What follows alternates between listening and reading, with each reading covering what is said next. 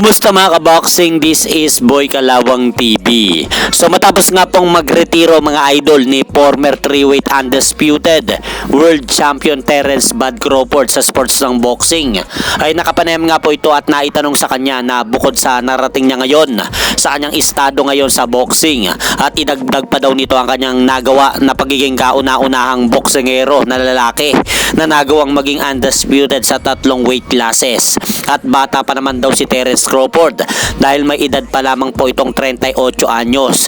Dahil yung iba daw na boksingero katulad ng ating pambansang kamao Manny Pacquiao at ng isa pa nating pambato na si Nonito Donaire ay lumalaban pa magpasa hanggang ngayon kahit wala na daw sila sa kanilang prime. Hindi daw katulad niya na batang bata pa ay nagpa siya ng magretiro. At sinabi nga po mga idol ni Terence Crawford ang dahilan kung bakit nagpa siya na siyang magretiro sa sport ng boxing, dahil sinabi nito na wala na siyang dapat pang patunayan dahil sa larangan daw ng boxing mga idol, kapag may edad ka na 38 years old ay kinukonsider na daw yon na may edad ka na sa sport ng boxing, dahil nagsimula daw siyang pasukin ng sport ng boxing noong 7 taon pa lamang siya, kaya wala na rin daw siyang dapat pang abutin sa sports na to, dahil kung gagawin daw niya na ipagpatuloy pa ang kanyang karera sa boxing ay wala naman po daw nakaka-appreciate ng kanyang mga ginagawa, pero hindi na daw yon mahalaga sa ngayon.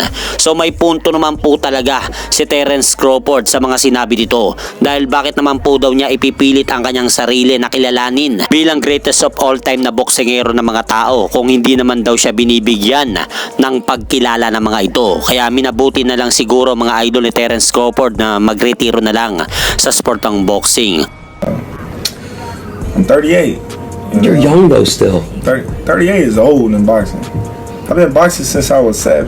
That's so crazy, bro. You know, so I have nothing else to prove. I have nothing else to accomplish. You know, it's like, what more can I do? Yeah. You know, they're not gonna give me the credit anyway. So it really doesn't even matter. Why do you think they're not going to give you the credit? At hanggang dito na lang po muna ang aking update sa mga ganapan sa mundo ng boxing. At syempre mga idol, huwag nyo rin pong kalimutan, pakisuportahan nyo naman po muna ang ating munting channel. Maraming salamat po at Happy New Year po sa inyo mga idol.